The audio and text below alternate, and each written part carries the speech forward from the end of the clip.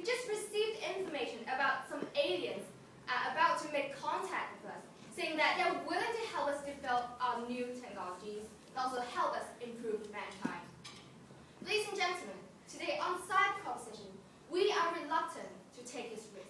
We are reluctant to actually let these aliens in our land, in our world, because there might be possible harms to our entire humankind, to our entire civilization. And therefore today, we stand firm and we refuse the help. And we are saying that we should reject all contact from these aliens. So before that, I would like to first define some keywords in today's motion. By rejecting, we are actually saying we will not respond to those communications and messages sent by these aliens unless we actually travel to the homeland in the future. And so back to our theme. So first of all, today I'm going to analyze the nature of these aliens. And then I'm going to explain to you why it is actually going to lead to possible exploitation and also indirect harms to our world. And then my second speaker is going to further extend our case and explain to you how even if we are here to trust these aliens, there might actually be a problem of over-reliance in the long term. So I would like to move on to my first point, which is analyzing the nature of these aliens. So today, we see these aliens telling us that they are willing to help us, that they are here to help us improve our technologies and here to improve our world. So ladies and gentlemen, these aliens are called aliens for a reason. It is because they are strangers, unknown creatures that we do not know.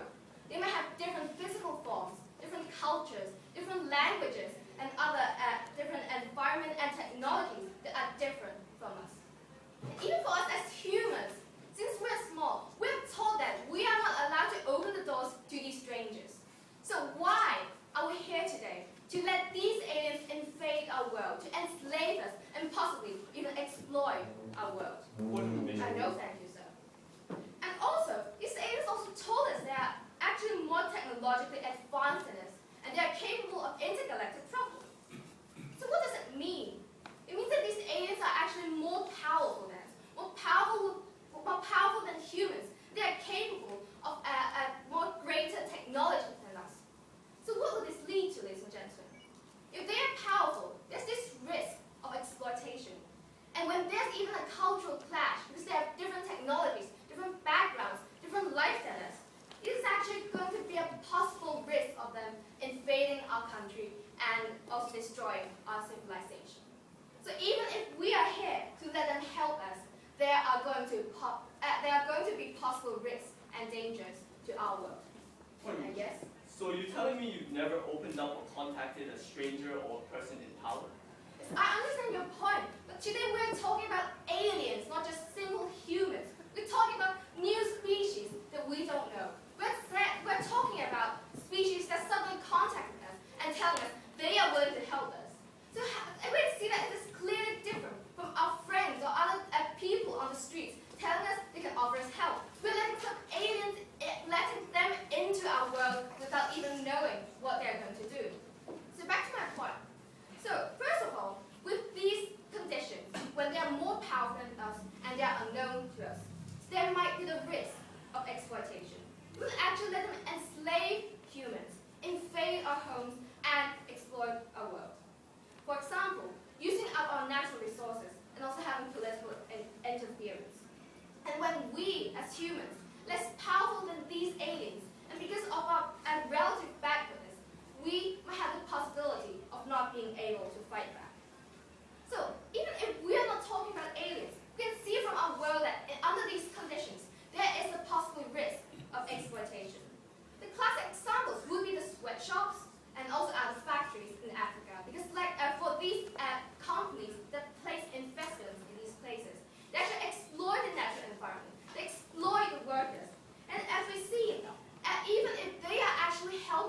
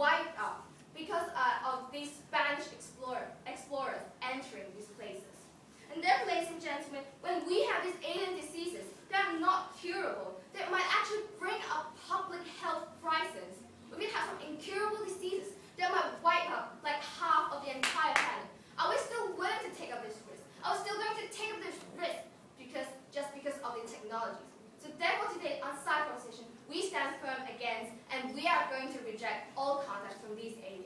Thank you.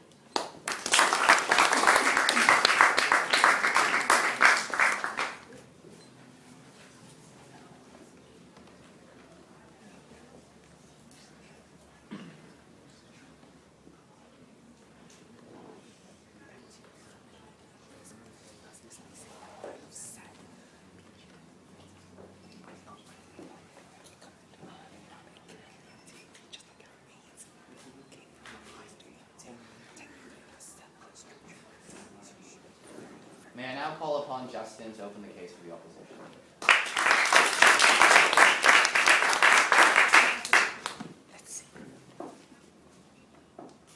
Fellow species of the universe, we are not female, nor we male.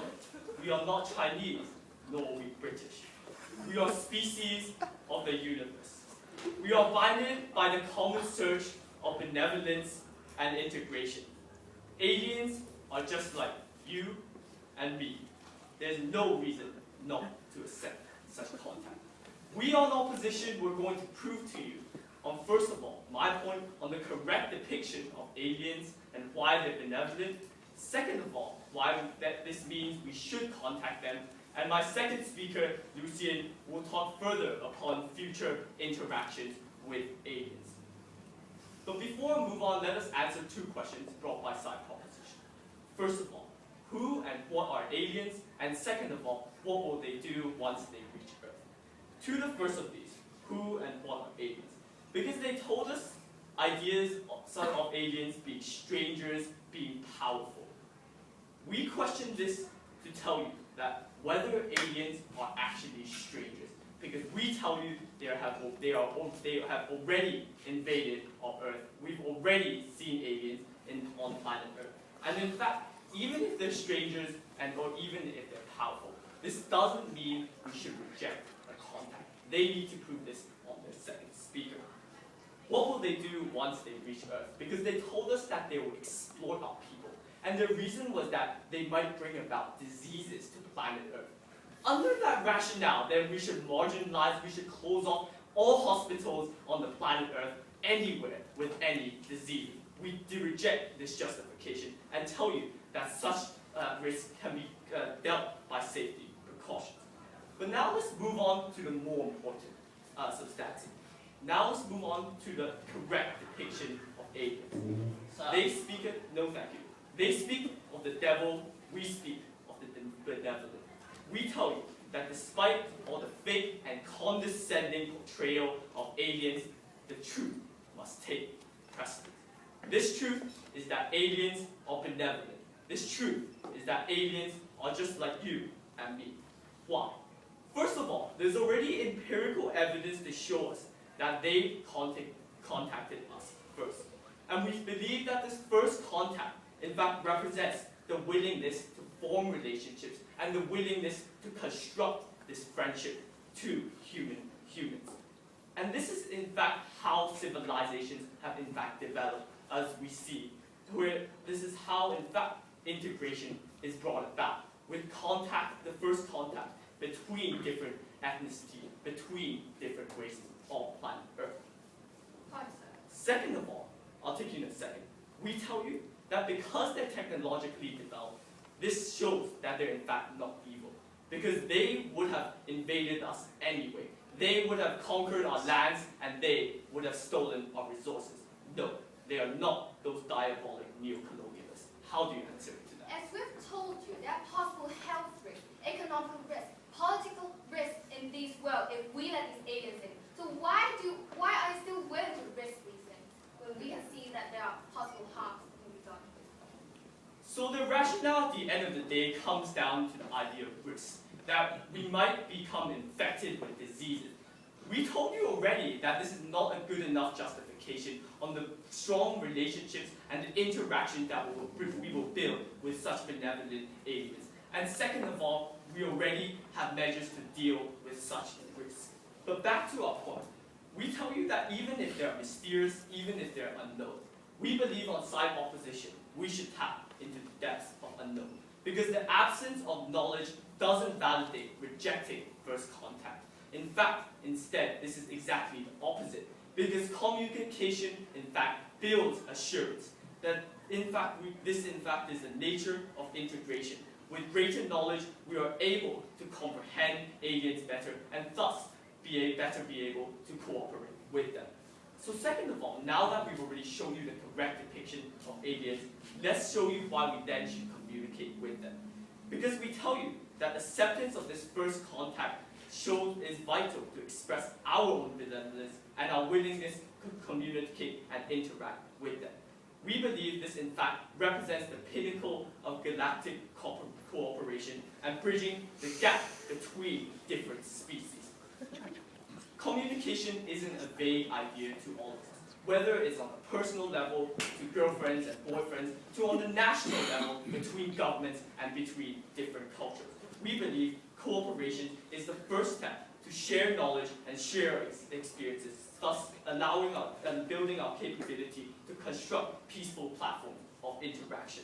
We believe this will be, in fact, a milestone for this has been a milestone for any conflicts in the world today, just as Martin Luther King offered first contact towards government officials. If we do reject such first contact, we believe this in fact symbolizes an act of hostility and in fact signifies that we are not willing to open up and not willing to cooperate with such benevolent aliens.